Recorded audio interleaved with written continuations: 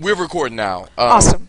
Kira, thank you so much. My pleasure. For just, first of all, I have been a fan of yours for quite some time. What? How do you know me? You don't know me. Since Mom's Night Out, and then I worked backwards, and then Wait, you have kids? I have one.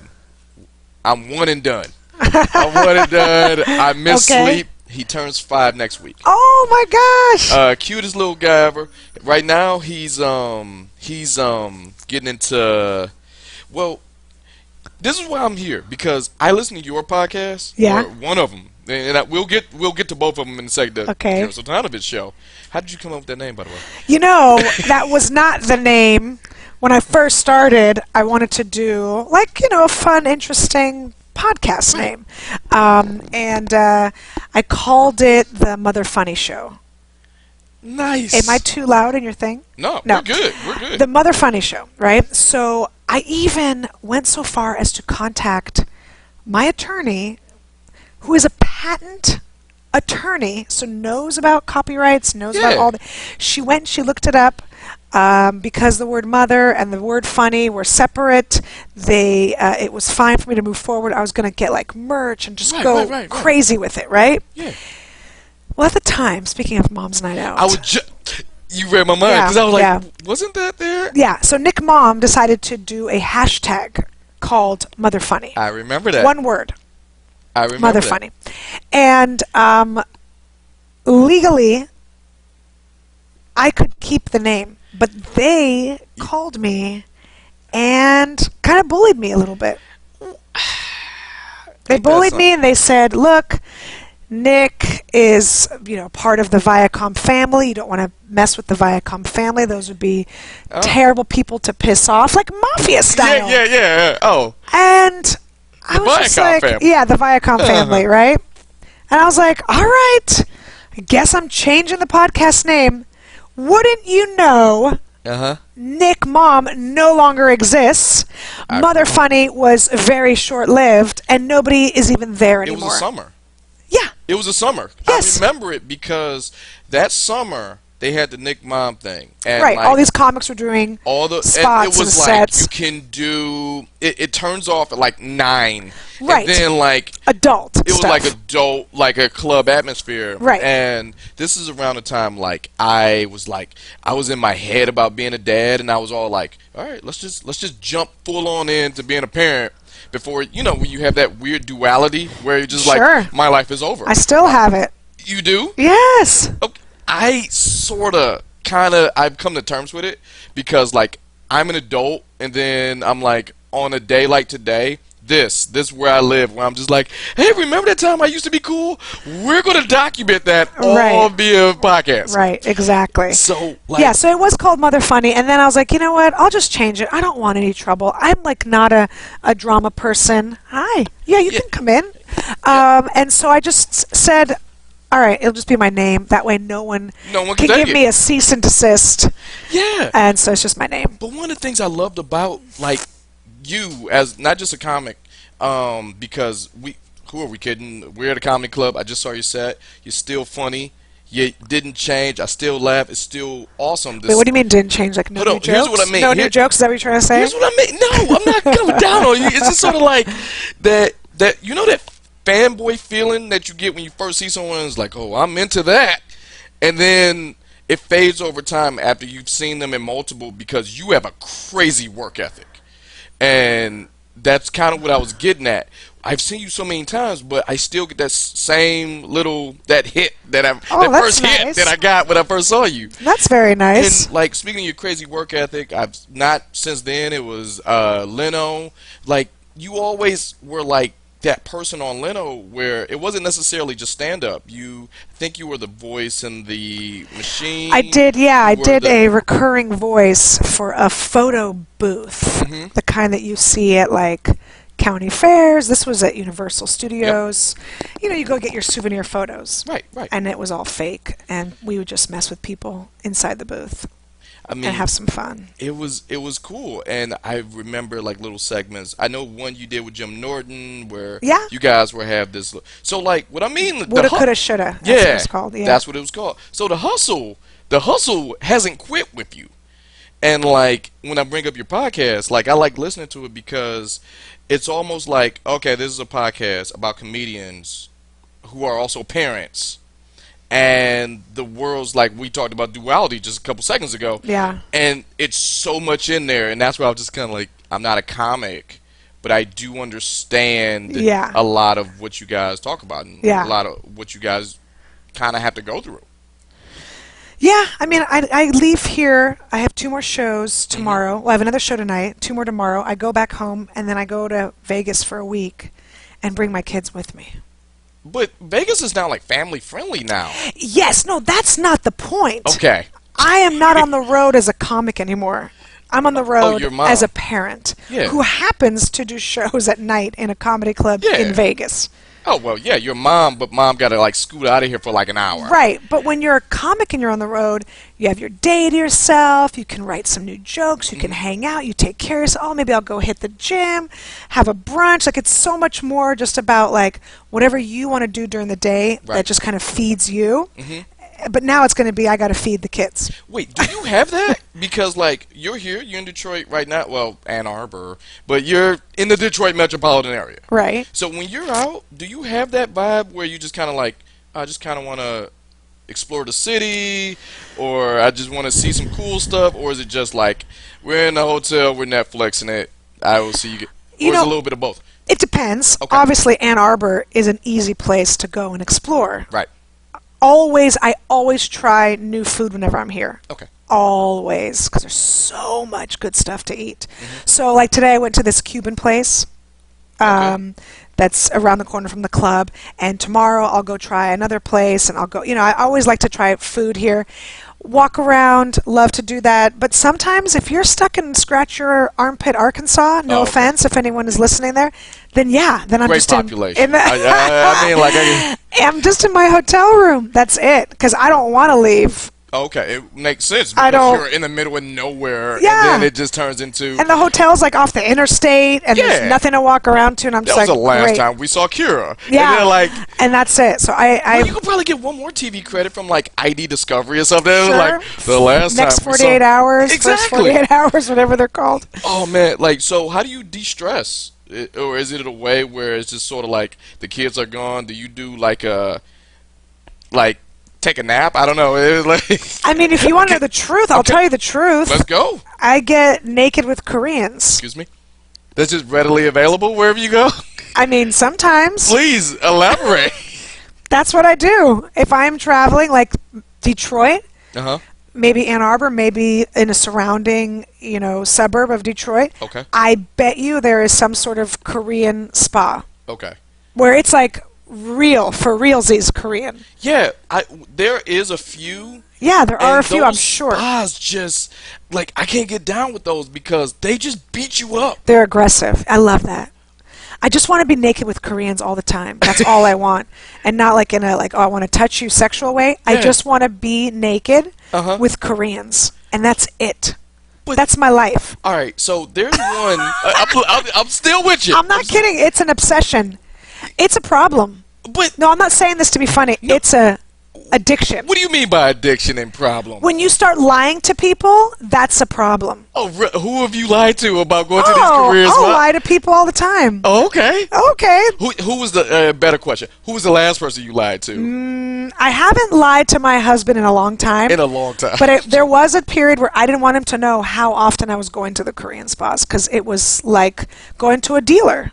Really? Yes. So what did he say when he finds out, or if he finds out? He doesn't care, but at the same time, people that don't understand the pleasure it gives me and the joy that I get from it, much like a drug addict or an alcoholic going to a bar, it's where I feel the most comfortable. I just want to be naked in a steam room, in a sauna, getting a massage, getting a scrub. There's clay rooms. There's a charcoal room. It's the best. What about jacuzzis? No, I don't mess with jacuzzis. What's up with jacuzzis? I don't know. I don't trust all those bubbles. Okay, all right. Maybe it's a little extra in the mixture. I don't like. Although I will do in Los Angeles, where I live, and Palm Springs obviously is known for it, I will do mineral water. So if a Korean spa, which there is one in Los Angeles, has real mineral water from the ground that is pumped up, so yes. If it shoots you on the ground, it's cool. Yes. If someone's shooting it up with chlorine, not cool. Oh, okay. Yeah. Okay, no, makes sense. Yeah. Now, I have two questions. Yes, I wanted to ask you, based on my interactions of one of you mentioning you. I mentioned you, and I got. Can I ask? Who did you mention me to? Okay, it was a podcast maybe some change ago. This is around the time of your special. You did this to me. Right. Remember, I was on I Want to Be a Parent kick, and I was just like, you did that special. Where were you, 7 months pregnant? Yes. Okay. Now, here's the question I wanted to ask. Now, I watched you, and somewhere around that time, Ali Wong, and it was someone else. It was a bunch of pregnant ladies just all had specials. Like it was just myself and Ali. Oh, okay. But we're focusing on you, though. I watched your special, and I was on these mics, how we're talking right now, and it was such an offhanded remark. I was just like, oh, man, I really like that special. It was Kira Soltanovich. She killed it. And that was it. End of the statement, right?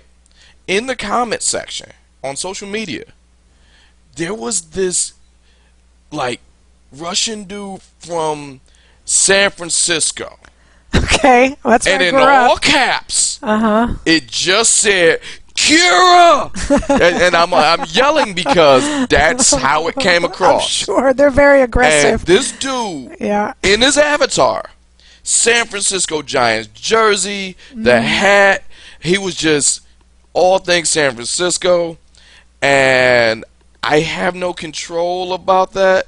Do you know anything? What is the connection of you? I know you're from San Francisco. Yes, maybe someone that I know you're from there. Know me, but it was such a little remark for such a bigger response, if that makes sense. Right, sure. So, well, that's nice. Do you know that? I mean, it was all pleasant, but it was like in your face. Yeah. Well, it might have been a fellow Soviet, like myself, and they just scream everything they say. So that might have just been, my parents, I think, have all caps just locked on their computer. Like that's how they email me. Like when you talked about the Soviets, especially if you're going Soviets and San Francisco, have you ever got that at a show where it's just a bunch of we're rallying. This is our girl, Kira. Well, I was just in a small little suburb of San Francisco a few nights ago. I had a spot at the Throckmorton. Shout out to Mill Valley. Okay.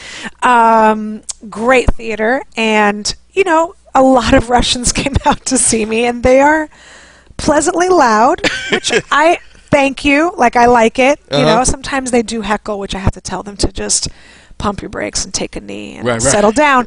But, they're supportive, which is nice. But I'll tell you, I did produce my own show in San Francisco a long time ago, maybe 5 years ago.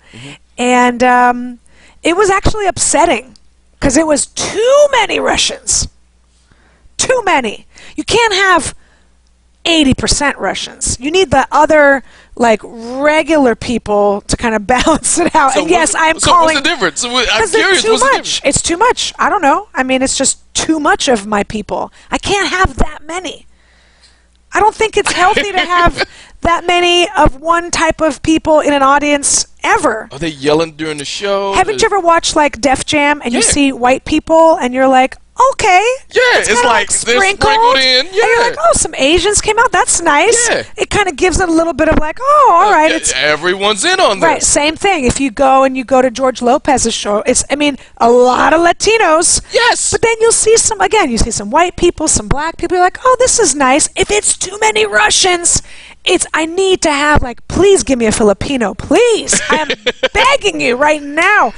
I'm just, please give me someone from Haiti or just Puerto Rico or something. Yeah, I need to balance out all these crazy Russians. All right, the second thing I want to ask, and this kind of goes to your second podcast. Karen and Kira can read. Karen and Kira can read. This is not reading Rainbow again. No. I understand you're literate. You read the email for us to interact in the first place, so we got that. But you can read energies. Yes. Okay. Now this is something I really. This is some Russian gypsy. I'm shy about. How did you find out? Oh yeah. How? When I was a kid, I found out when I was a kid, and I just kind of ignored it. Mm-hmm. And then again, like something came up when I was a teenager, and I ignored it. And then again, like in college, like 'cause I would have these moments where. Okay, here's an example. My best friend lost her cat. Okay. And this is up in San Francisco. And shout out to San Francisco. I look like I got you with this one. Yeah, I know. Golden Gate Park, if you've heard of that, it's in the city. It's one of the largest man-made parks, I believe, in the country. Okay. Anyways, so she lives near Golden Gate Park, and she said, I lost the cat's name was Scotch because it looked like a butterscotch color. Okay. Right. I said, well, here's what you have to do. You have to go. There's a little bridge. You go underneath. You go to the left. And I told her exactly where to go in Golden Gate Park to find her cat. Okay. Don't ask me how I knew. I just knew. Okay. Well. So, but I would always push that aside and push it away because it is weird, right? I mean, a little. Even though there are television shows with people that, you know, they can do readings. What's my man, Stephen Edward something? Yeah, Edwards. Something. You know what I'm talking about. Yeah. I forget his, Yeah, crossing over. Like if. Okay, Yeah, there's that and there's, you know, the New Jersey chick, New Jersey medium. There's been shows, there's Dionne Warwick. I mean, there's been stuff forever. But I always just kind of ignored it because... I don't know. I think it throws people off and it makes people uneasy, like as if I'm reading their minds. I'm not. I have to I gotta be honest. I am not. I am kind of thinking that, right? What? No, okay. that's not how it works. For my own thing. Okay. What energy are you getting from me now? That's not how it works. Okay. All right. What I have to really, literally do is focus on you and concentrate on you. It's not just like, can you imagine just every time I walked into a subway, I'm just like getting all these energies from people? Okay. I mean, it would just like, you would go mad, right? Okay. Yeah. So it's like a first date. That's how here's what I tell people. Okay. Have you ever had a first date with someone and you meet up with them wherever it is? Let's say it's a restaurant or a coffee shop or a movie theater, whatever, and you're outside of the movie theater and you're like, I'll meet you outside and we'll go in and it'll be our first date, and you see them and right away you get a vibe. Right away you get an energy reading from them. Right away you kind of feel something. It's the same thing. I just take it a little bit further and I take it just one step, you know, beyond that. But we all have that feeling. We all see someone. Okay. And you're not like, I mean, you're just reading people's energy. That's just what we do as humans. Okay. I won't pest you about that anymore. No, oh my gosh, I love talking about it. Because it's a relatively new podcast, and you have seemingly had this power all your life. Yeah. So it's sort of like, why did you wait this long? Because Karen Rentowski. Okay. So she's a friend of mine, also a very funny comic. Now she gets down with the tarot cards. Oh my God, she's vegan. She's a ghost hunter. She has a dog psychic. I mean, she lives the life. She has crystals. She does, you know, she diffuses oil. I mean, she really lives this 100%. She's legit. Okay. And she was doing a tarot reading for me, and on the Kira Soltanovich show podcast, and I said, okay, I'll give you a reading too. She's like, what? Okay. Okay. And I gave her a reading, and it was very accurate, and I got all these letters. I got so many emails that didn't go into spam like yours. Yeah.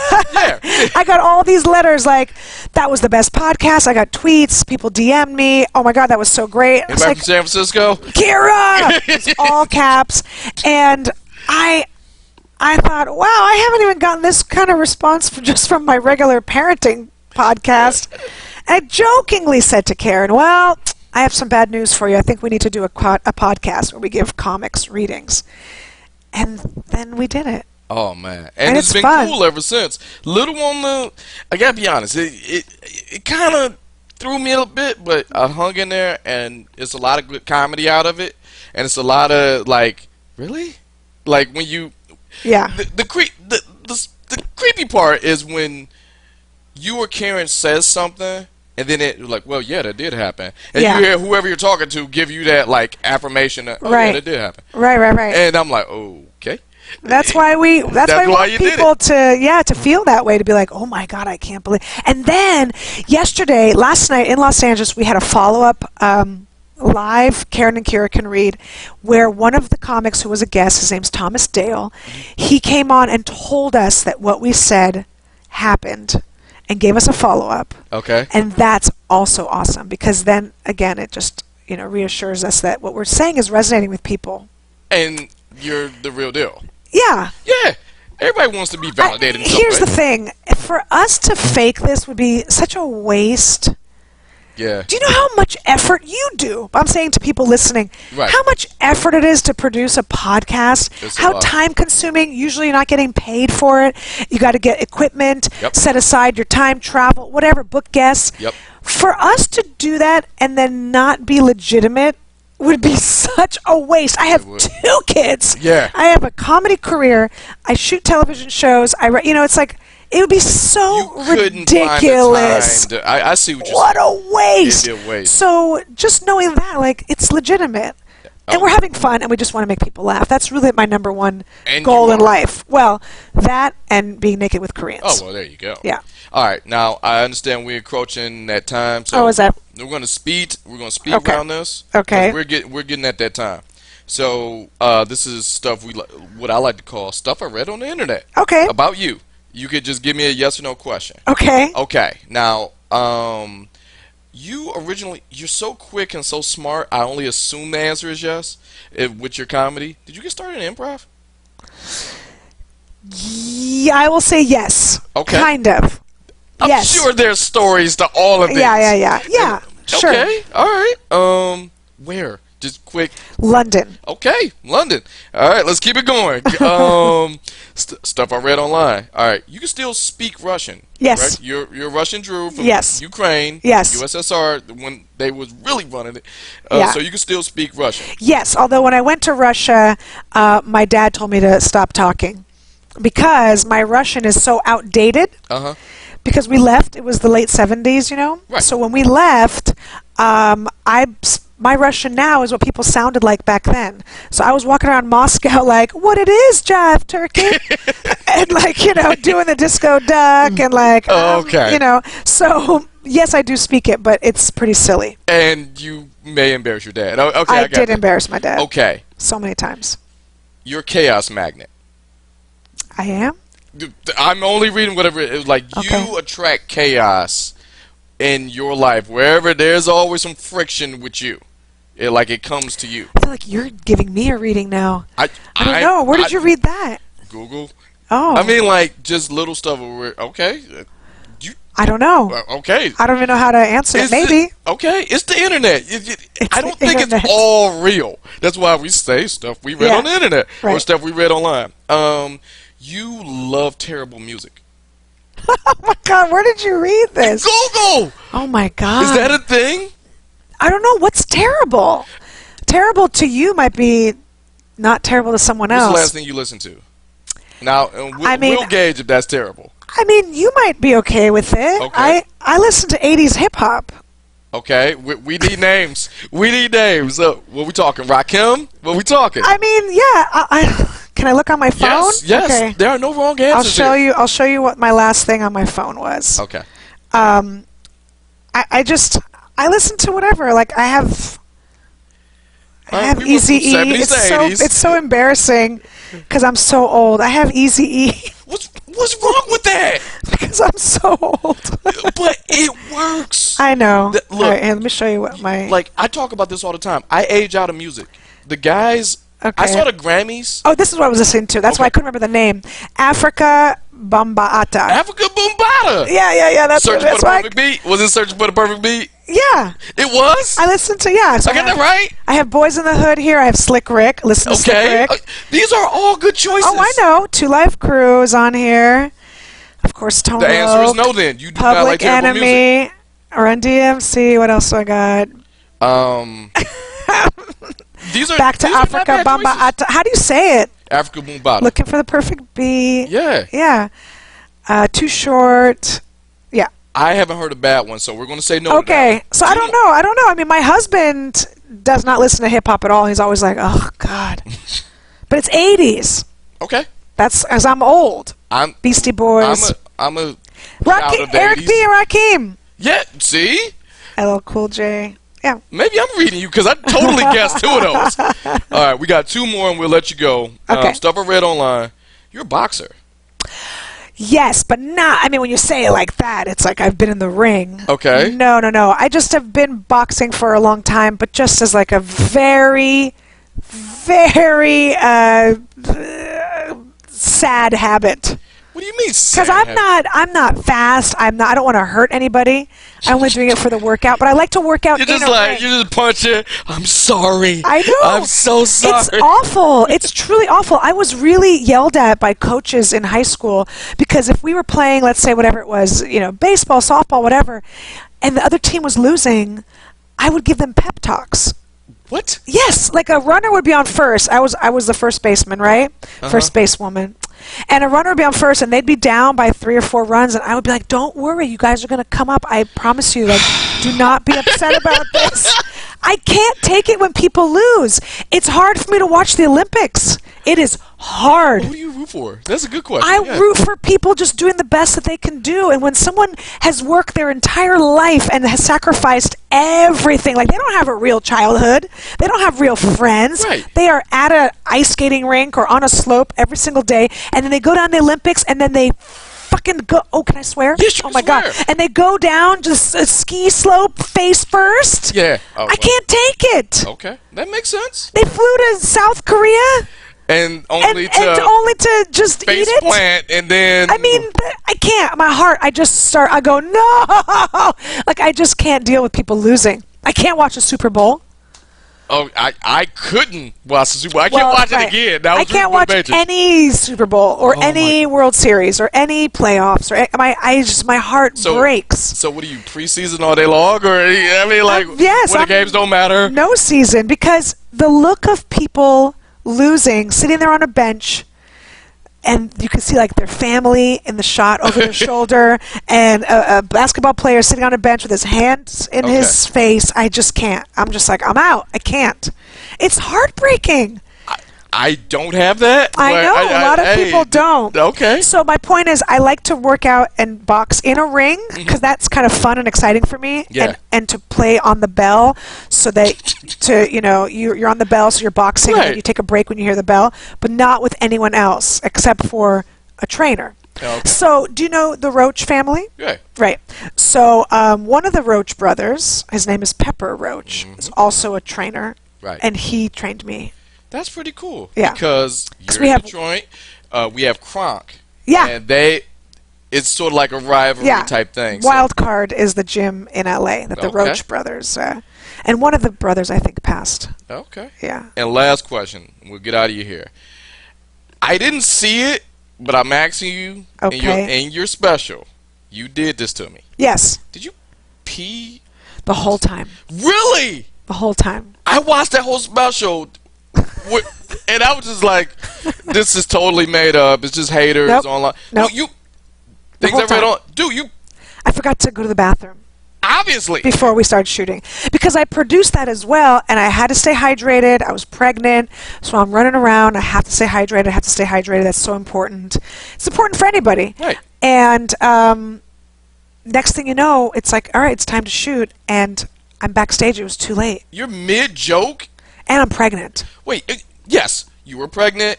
We established that, but you were mid-joke on stage and just let loose? Or? Well, here's the thing. Everyone thinks it was like a big gush.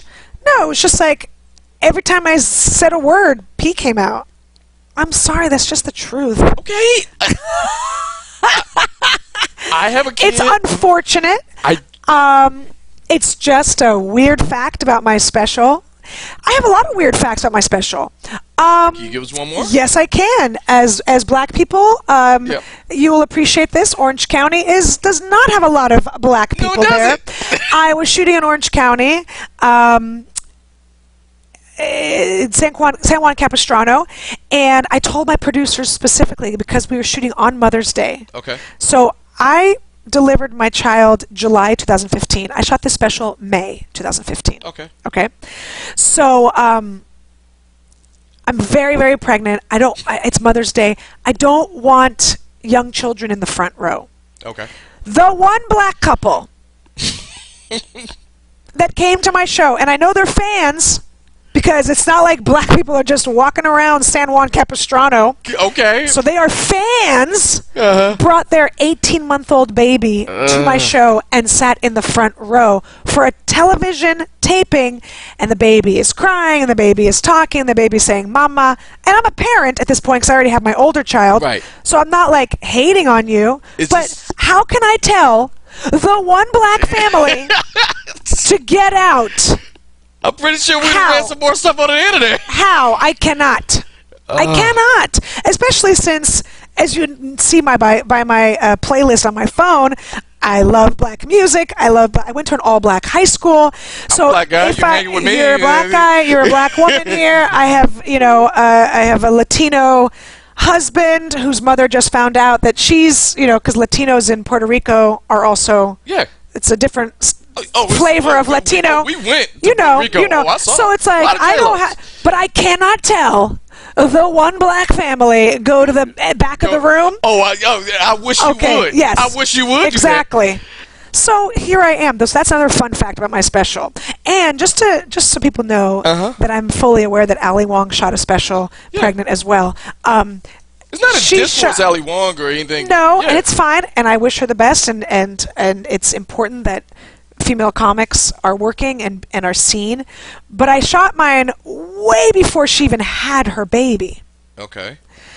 I had my baby already before she even shot hers. Got it. So I did all mine before. So I don't want people to think like, oh, you stole her idea because she had Netflix billboards. I did not. Mine was all self-produced. Yours was, if memory serves me right, I remember seeing it on Amazon. It's on Amazon. It was on Hulu. It's on oh my gosh, what's the other one? Voodoo. It's on everywhere. Okay. Yeah. Epix is another one. Epix. But just to make the record clear that I don't think anyone had that feeling that you were biting. Okay. Wow. Oh, okay. Yeah, I read that energy. Of course, I read that. Exactly. You read that energy. Of course, people did because 2 specials came out. Mine came out first, but only like a week before hers. Not even. Yeah, it was around that time. It was right the same week. I saw yours, and it had to be within a week, 2 weeks. A week. And my thought was, oh, okay, just this is the new thing. Pregnant women just getting on stage, because comedy usually comes in waves of whatever is hot. Right. I didn't know there. I thought there was just going to be a wave of pregnant women just on stage. Yeah. I thought that was the wave. Sure. And I could think that sitting on my couch, flipping through 2 very funny pregnant ladies. And that would be fine too because women need to be represented in stand-up. So I would be okay with that. And that's why I wanted to have you. And this is how we dovetail this. I wanted to have you here because not just because you're a woman. Because you're a comic first, who just so happens to be a woman. I know. That's the thing is, no one would ever bring you up on stage saying, are you guys ready for a black guy? Never. Wait, am I in San Juan Capistrano? Like, well, where am I? You are not in San Juan Capistrano for sure. But as a female comic, I get brought up on stage all the time. Are you ready? They're preparing the audience. And I always hate it for, like, your next comedian. Yeah. And I'm like, dude. Are you ready? Like, what do they have to get ready for? You don't ask if they're ready for an Asian dude. Yeah. I'm always that guy in the audience. Is she funny? Well, put her on stage. That's all that matters. Yeah, that's right. Well, thank you so much. You're so welcome. It's my pleasure. I'm digging in my purse looking for hand moisturizer. Okay, but this is not the last time because I know there's some stories. That sounds like a threat. No. Well, I didn't mean to come. I mean, like, hey, this can't be the last time because I know it's a lot more stories.